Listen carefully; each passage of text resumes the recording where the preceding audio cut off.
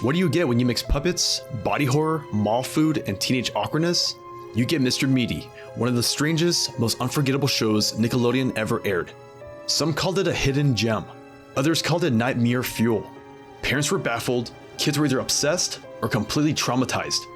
But whether you loved it or hated it, one thing's for sure, you never forget it.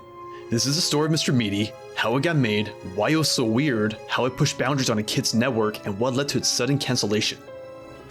Let's investigate.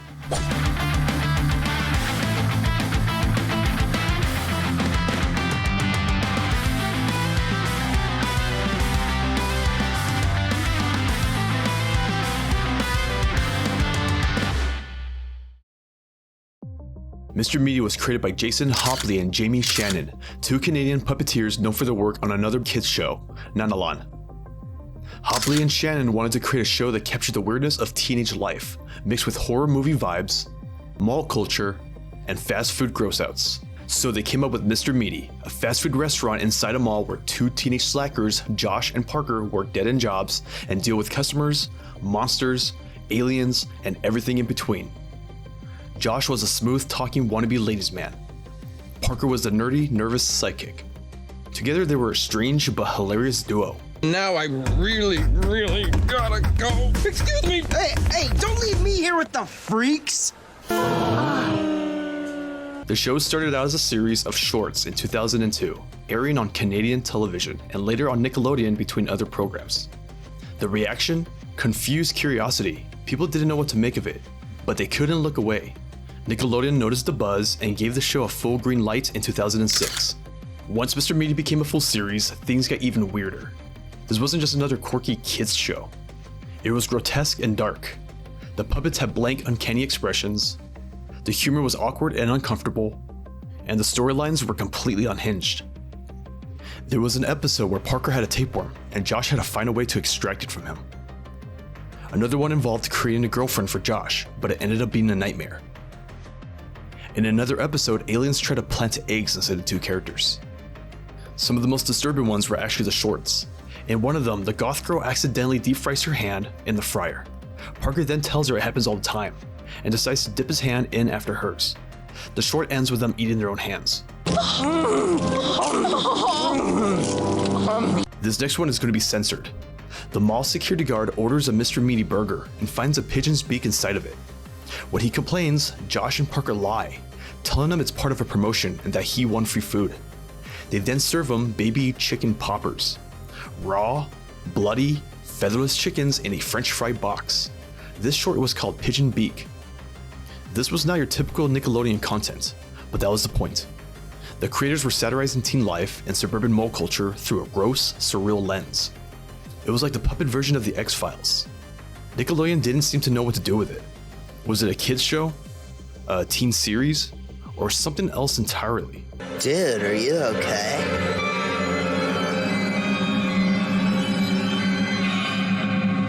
What are you two looking at? Get back to work.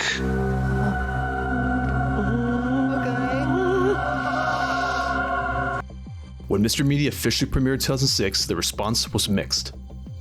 Some viewers loved its offbeat humor and unique style. Others were disturbed by the puppet's dead eyes and the show's creepy atmosphere. Qui stanculorum teca dubois ad nauseam per omnes and domnius get up and body do da. Parents complained, critics were confused, and a lot of kids just didn't get it. In fact, the controversy surrounding Mr. Meaty got so intense that some parents took matters into their own hands. A petition started circulating, calling for the show to be banned from Nickelodeon. Concerned viewers argued that Mr. Meaty was promoting harmful messages, claiming to normalize animal abuse and even defend his sacred religious beliefs.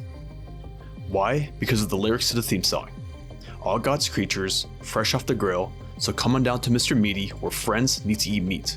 On top of that, there were complaints that the show glorified an unhealthy lifestyle. But funny enough, in one episode, Josh is actually excited to have vegetables in his sandwich. Here's a clip of that moment. Enjoy your Mr. Meaty combo meal. Sure, kid. Yes. Homemade meatball sandwich with vegetables. Oh, finally some good food. The controversy didn't stop there. One of the show's main antagonists was a vegan. Something some viewers felt was a jab at alternative diets. There were even whispers that the show was secretly sponsored by the meat industry. Here are some of the comments you can find on the petition. This show is disgusting to me as a human and as a parent. I don't want my children imitating this behavior. After seeing this show, I boycotted Nickelodeon. I think the Mr. Meaty television program is setting children a bad example. This show disgusts me, and I would be happy to see it off the air. That show gives me the creeps. Just looking at the main characters, it makes me feel uneasy. I think that the show is just disgusting and wrong, and it's brainwashing little kids. Someone on the petition even linked a website to meet.org. To make things worse, it was airing next to much more mainstream shows like SpongeBob, Zoe 101, and Drake and Josh. Compared to those, Mr. Meaty looked like it had crawled out of a haunted microwave. Ratings started dropping, and Nickelodeon, a brand for safe, fun family content, wasn't happy with the backlash. By 2009, just 2 years after its full series debut, Mr. Meaty was quietly cancelled. No big announcement, no series finale, it just disappeared from the schedule. In total, only 2 seasons and 20 episodes were ever made. So why was it cancelled? There were 4 main reasons. Low ratings. It never found a strong or consistent audience. Controversy. Parents and watchdogs weren't thrilled with the show's bizarre humor and gross out style. Tone mismatch. It didn't fit with Nickelodeon's other shows, and it was hard to figure out who the target audience really was. And finally, it was way too niche, too strange, too ahead of its time. But like many cult classics, Mr. Meaty didn't die, it mutated. Clips and full episodes are still floating around online. YouTubers have rediscovered the series, Reddit threads still debate whether it was genius or garbage, and new fans stumble on it every year and go, what did I just watch? In an era of analog horror and weird core nostalgia, Mr. Meaty still feels surprisingly relevant. It captured that early mall vibe, mixed with paranoia, body horror, and the awkwardness of being a teen. Today, it's still remembered as one of the most bizarre experiments Nickelodeon ever greenlit, and while it may have been too strange to survive, it's still fondly and fearfully remembered.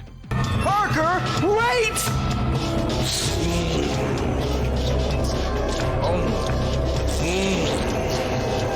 So what do you think? Was Mr. Meaty a misunderstood masterpiece, or a deep fried nightmare that never should have aired? Let me know in the comments. Be sure to like, comment, and subscribe for more nostalgic content, and I'll see you guys in the next video. See ya.